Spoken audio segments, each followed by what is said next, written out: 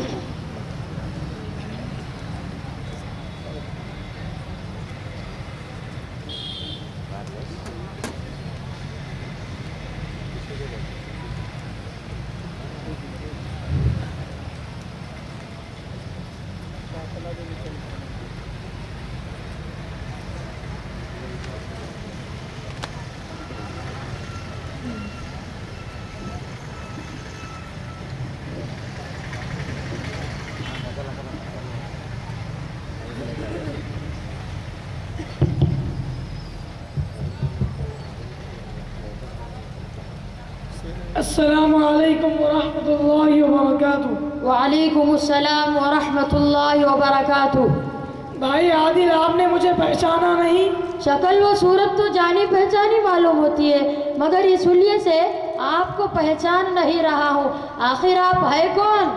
شکل و صورت ہی پہچانی ہے، لگتا ہے آپ بھول گئے۔ ارے تو کیا آپ انجینئر کاشف صاحب ہیں، شیخ بابو کے لڑکے؟ جی ہاں، میں انہی کا لڑکا ہوں۔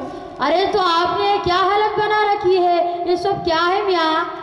بھائی جان، اللہ نے مجھے دنیا کی رنگ اور ناپاک راہوں سے ہٹا کر ایک سیدھے اور سچے راستے پہ لگا دیا ہے، اور میں ایک بزرگ پیر سے مرید ہو گیا ہوں اور اب انہی کا دامن پکڑ کر چل رہا ہوں۔ آخر انہوں نے ہی تو میری آنکھوں سے غفلت کے پردے کو چاک کیا ہے۔ ارے میاں تو کیا آپ نے درویش اور فقیروں کی لائن پکڑ لی؟ آپ تو بہترین انجینئر تھے اور آپ تو سرکاری ملازم تھے، آخر آپ کے پاس کسی بھی چیز کی کمی تو نہیں تھی؟ ڈاکٹر صاحب، میرے پاس سب کچھ تھا لیکن دین نہیں تھا، حرام و حلال کی تمیز نہیں تھی۔ اس کے خاطر میں نے ساری چیزوں کو ٹھکرا دیا تاکہ اپنی آخرت سنوار لوں۔ اچھا تو یہ بتائیے کہ آپ کی زندگی میں یہ تبدیلی کس طرح آئی؟ بھائی عادل، ہوا ہے کہ گزشتہ سال سرکاری تعمیرات کے سلسلے میں ناگپور سے کانپور جانا ہوا۔ وہاں ایک اللہ والے درویش سے ملاقات ہوئی اور چند ہی منٹ کی گفتگو سن کر میں ان کا دل دادہ ہو گیا اور ان کی شخصیت سے تو اتنا متاثر ہوا کہ میں نے اپنی ملازمت چھوڑ دی۔ اچھا تو پھر اس کے بعد کیا ہوا؟ پھر میں انہی کے ہاتھ پر بیعت ہو گیا اور واپسی پر ملازمت سے استعفیٰ دے دیا اور اب سال بھر سے انہی کا دامن تھامے ہوئے ہوں۔ اب دنیا کی کسی بھی چیز سے کوئی رغبت نہیں ہے۔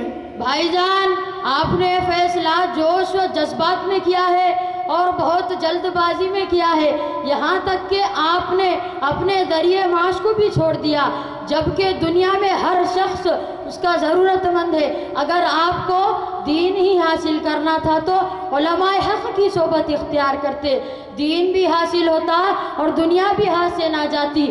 آئیے میرے ساتھ گھر چلیے، ہمارے گھر پر ایک مہمان تشریف لائے ہیں جو اپنے وقت کے جید عالم ہیں، آپ ان سے ملاقات کیجئے، خدا کرے کہ ان کے ذریعے سے آپ کی اصلاح ہو جائے۔ نہیں، میں آپ کے مولانا سے ہرگز نہیں ملتوں۔ کیوں بھائی، کیا بات ہے؟ آخر اس سے ملنے میں کیا نقصان ہے؟ ارے وہ بھی آپ کی طرح دنیا دار ہوتے ہیں، درویشوں اور فقیروں سے دشمنی پیر رکھتے ہیں۔ لیکن میں آپ کو ضرور لے کر جاؤں گا۔ ارے دوست، کیا میں آپ کے فائدے کے لیے اتنا بھی نہیں کر سکتا؟ نہیں، کوئی فائدہ نہیں، آپ اس کو چھوڑ دیجئے۔ نہیں، میں ان سے ملاؤں گا۔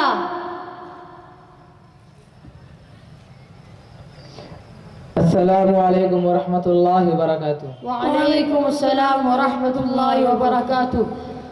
آپ ہمارے مولانا محمد زبیر صاحب ہیں جو دارالعلوم ترتیل القرآن سے فارغ ہیں، اور آپ ہمارے قدیم دوست اور ہم سبق ہیں اور بہترین انجینئر ہیں۔ جناب نے کسی درویش سے مل کر ملازمت ہی نہیں بلکہ دنیا کو بھی خیر آباد کہہ دیا، اور اب انہی کی جماعت میں شامل ہو گئے ہیں۔ آپ ذرا ان کی رہنمائی تو کیجئے، خدا کرے کہ آپ کی کوشش کامیاب ہو جائے، اللہ تعالیٰ آپ کو اس کا بڑا اجر دے گا۔ کیوں میاں انجینئر صاحب، کیا یہ بات صحیح ہے جو ڈاکٹر صاحب کہہ رہے ہیں؟ جی ہاں، بات تو بالکل صحیح ہے، لیکن اب مجھے نہ کسی کی رہنمائی کی ضرورت ہے اور نہ ہی اصلاح کی، کیونکہ میرے پیر اور میرے بابا ہی میری ہدایت کے لیے کافی و شافی ہے، اور انہوں نے سخت تاکید کی ہے کہ کسی مولوی کی بات مت سننا۔ ارے انجینئر صاحب، ہم آپ کے اس دینی جذبے کی قدر کرتے ہیں اور فکر عقبہ کی داد دیتے ہیں جس کی خاطر آپ نے یہ سب کچھ کر ڈالا ہے۔ ارے میرے بھولے بھالے اور سیدھے سادے بھیا، آپ نے جو طریقہ دین کو حاصل کرنے اور آخرت کو سنوارنے کے لیے کیا ہے وہ درست نہیں ہے۔ اجی حضرت، کیوں درست نہیں ہے؟ ارے ماشاءاللہ، آپ تو تعلیمی یافتہ اور سنجیدہ آدمی ہیں، آپ کو دین سیکھنا اور دیندار بننا اتنا مشکل نہیں ہے جتنا کہ آپ نے کر ڈالا ہے۔ اگر واقعی آپ کو دین بھی حاصل کرنا تھا تو علماء حق سے ملتے، تفسیر قرآن کی مجالس میں شامل ہوتے، حضور پاک صلی اللہ علیہ وسلم کی سیرت پاک کا مطالعہ کرتے، پھر دیکھتے آپ کی دینداری کیا رنگ لاتی۔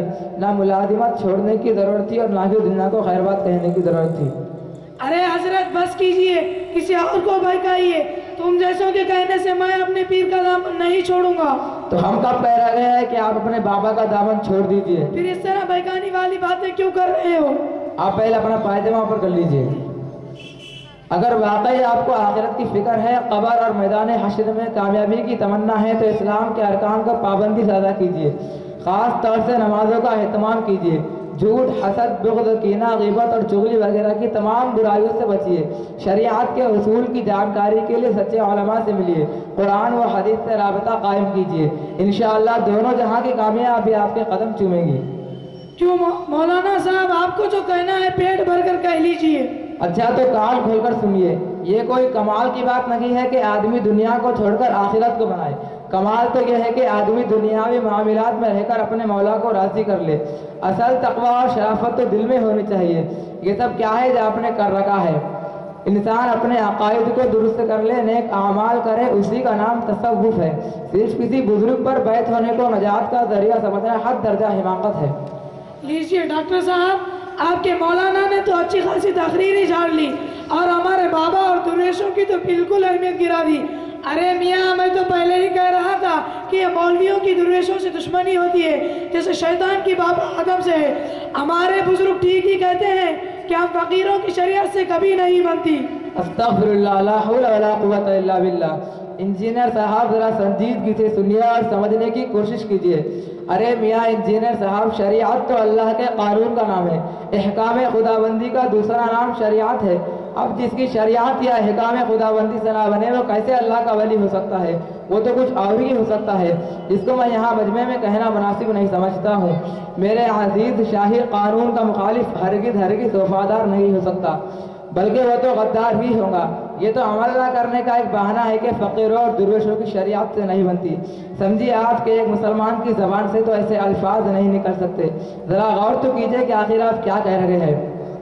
مولانا صاحب، بات تو آپ نے اصول کی بتائی ہے، دل کو بھی لگتی ہے اور سمجھ میں بھی آتی ہے کہ شریعت کا مخالف اللہ کا دوست کیسے ہو سکتا ہے، لیکن پھر بھی یہ درویش اور فقراء صاحب کرامات ہوتے ہیں۔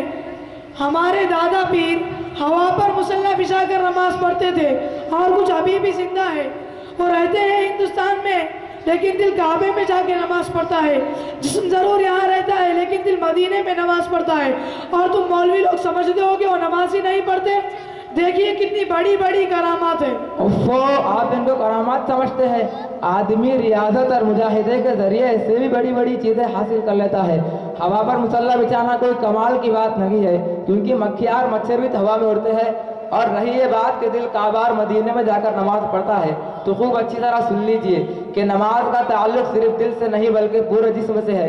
یعنی اگر جسم ہندوستان میں ہوگا تو نماز بھی ہندوستان ہی میں ہوگی. اور کوئی شخص صحیح و سالم ہونے کے باوجود مسجد میں نہ آ کر گھر میں نماز پڑھتا ہے تو اس کی یہ نماز قطعاً اللہ تعالیٰ کے یہاں قابل قبول نہیں ہے، کیونکہ اس نے حضور پاک صلی اللہ علیہ وسلم کے طریقے کی خلاف ورزی کی ہے. اور یہ بات یاد رکھو کہ نبی کے راستے سے قدم جو بھی اٹھائے گا، نبی کے راستے سے قدم جو بھی اٹھائے گا کبھی منزل نہ پائے گا، کبھی راستہ نہ پائے گا. دیکھیے سعدی بابا کیا فرماتے ہیں، خلاف پیمبر کسے رہ گزید، خلاف پیمبر کسے رہ گزید کہ ہرگز بمنزل نہ خواہد رسید. اگر کسی شخص کی زندگی سنت رسول اللہ صلی اللہ علیہ وسلم کے مطابق نہیں ہے اور اس کے ہاتھ سے ایسی چیزیں ظاہر ہوتی ہے تو وہ شخص شعبدہ باز ہی ہو سکتا ہے، ہرگز اللہ کا ولی نہیں ہو سکتا. معلوم ہوا کہ ولایت اور بزرگی کا دار و مدار کرامات پر نہیں ہے بلکہ عقائد کی درستگی اور تقویٰ پر ہے. اور یہ ضروری نہیں ہے کہ ہر بزرگ سے کرامات کا ظہور ہو. مولانا صاحب کیوں ایسی کیا بات ہے؟ کیا اس کی کوئی دلیل ہے آپ کے پاس؟ جی ہاں، آپ صحابہ کرام کی زندگی کا مطالعہ کیجئے تب آپ کو معلوم ہوگا کہ عظیم سے عظیم ترجنگ ہوئی، آپ کے سامنے تلواروں سے لڑائیاں لڑی، تمام ظاہری اسباب کو اختیار کیا، یہاں تک کہ سفر بھی سواری پر کیا. بہرحال بات لمبی ہو جائے گی. بھائی ہم کو تو نہ درویشوں سے بیر ہے اور نہ ہی کرامات سے انکار ہے. ہم بھی ان کی تعظیم کرتے ہیں، ہم بھی ان کا احترام کرتے ہیں اور ان سے سچی عقیدت رکھتے ہیں، لیکن شریعت کے دائرے میں رہ کر ہم بھی ان کو مانتے ہیں لیکن اندھی تقلید نہیں کرتے بلکہ ہر آدمی کو قرآن و حدیثی کسوٹی پر رکھتے ہیں. چونکہ ہمارے آقا حضرت محمد مصطفیٰ صلی اللہ علیہ وسلم کا فرمان ہے کہ جس نے قرآن و سنت کو مضبوطی سے پکڑ لیا وہ کبھی گمراہ نہیں ہو سکتا. مولانا صاحب بس کیجئے، آپ نے تو حقیقت کو واضح کر دیا. واقعی میں نے اندھی تقلید کر کے اپنے آپ کو گمراہی کے راستے پر کھڑا کر دیا اور قرآن و سنت سے چشم پوشی کر کے اپنے دین و دنیا کو برباد کر دیا. حقیقتاً کامیابی تو قرآن و حدیث اللہ اور اس کے رسول صلی اللہ علیہ وسلم کی بات ماننے ہی میں. بس اس وقت میں اللہ تعالیٰ سے گزشتہ کوتاہیوں کی معافی چاہتا ہوں اور اللہ تعالیٰ سے توبہ کرتا ہوں اور اللہ تعالیٰ سے دعا کرتا ہوں کہ اللہ تعالیٰ مجھے صحیح سمجھ عطا فرمائے اور صراط مستقیم پر ثابت قدم رکھے. اور آپ بھی میرے حق میں دعا کیجئے کہ اللہ تعالیٰ تمام گمراہ کے اعمال سے بچائے اور صحیح اعمال کی توفیق عطا فرمائے. ماشاءاللہ مولانا صاحب آج کی بحث نے طبیعت خوش کر دی اور بہت سارے سوالات کا جواب مل گیا. آپ صرف ایک سوال ذہن میں باقی رہ گیا ہے، اگر آپ کی اجازت ہو تو عرض کروں؟ جی ہاں ڈاکٹر صاحب ضرور معلوم کیجئے، ہو سکتا ہے دوسرے لوگوں کو بھی فائدہ ہو. ہاں تو مولانا صاحب یہ بتائیے کہ اکثر عوام علماء دیوبند سے کیوں نفرت کرتے ہیں اور ان کو برا بھلا اور کافر کہتے ہیں جبکہ وہ حق پر ہے، اس کی وجہ کیا ہے؟ ہاں تو پوری توجہ کے ساتھ آپ بھی اور آپ حضرات بھی سنیے.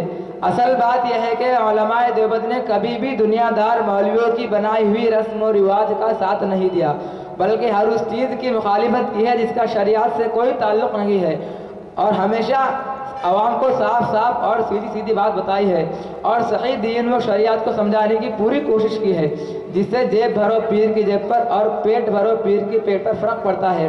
اس لیے وہ عوام کو علماء دیوبند سے بدظن کرتے ہیں، ان کے خلاف نفرت پھیلاتے ہیں. یہی وجہ ہے کہ ان کے درمیان میں دوری کی فقط. بے شک یہی حقیقت ہے.